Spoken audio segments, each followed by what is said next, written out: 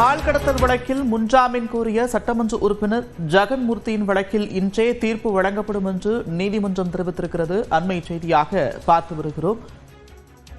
ஜெகன்மூர்த்தி விசாரணைக்கு ஆஜராகிவிட்ட நிலையில் எதற்காக கைது செய்ய வேண்டும், அதன் அவசியம் என்ன என்றும் நீதிபதிகள் கேள்வி எழுப்பியிருக்கின்றனர். கூடுதல் விவரங்களோடு செய்தியாளர் மதன் இணைக்கிறார். மதன், விவரங்கள்.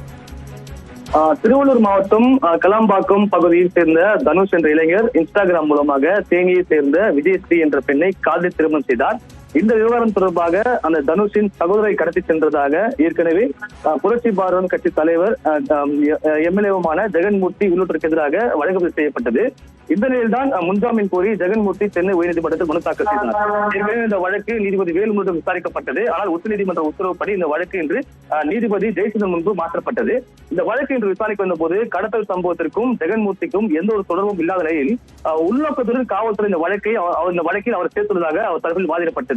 அது மட்டும் இல்லாமல் இந்த வழக்கை பொறுத்த வரைக்கும் சிபிசிஐடி காவல்துறை விசாரணை அவசியம் இல்லை என்றும் ஜெகன்மூர்த்தி தரப்பிலிருந்து ஒரு வாதம் எடுத்து வைக்கப்பட்டது. அதே போல இந்த வழக்கில் தான் முழுமையாக ஒத்துழைப்பு வழங்க தயாராக இருப்பதாகவும் அவர் தரப்பில் வாதம் எடுத்து வைக்கப்பட்டது. ஆனால் காவல்துறையை பொறுத்த வரைக்கும் ஏற்கனவே இந்த வழக்கில் கைது செய்யப்பட்டவர்கள் அளித்த வாக்குமூலத்தின் அடிப்படையில் தான் தற்போது ஜெகன்மூர்த்திக்கு எதிராக வழக்கு பதிவு செய்யப்பட்டது.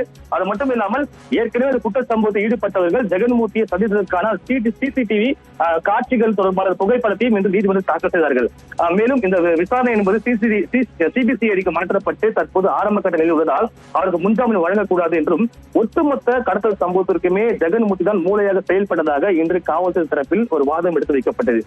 அதே போல ஜெகன்மூர்த்திக்கும் ஏற்கனவே இந்த வழக்கில் தொடர்புடைய ஏடிஜிபி ஜெயராமனுக்கு உள்ள தொடர்பு குறித்து விசாரிக்க வேண்டிய அவசியம் உள்ளது. ஏற்கனவே கைது செய்யப்பட்ட அனைவரையும் சேர்த்து ஜெகன்மூர்த்தியும் சேர்த்து விசாரிக்க வேண்டிய அவசியம் உள்ளதால் அவருக்கு முன்ஜாமீன் வழங்கக்கூடாது என்றும் இன்று காவல்துறை தரப்பில் ஒரு வாதம் எடுத்து வைக்கப்பட்டது.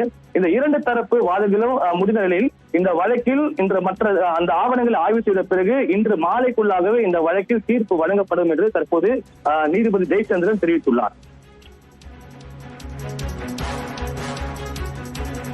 நன்றி மதன், விரிவான விவரங்களுக்கு.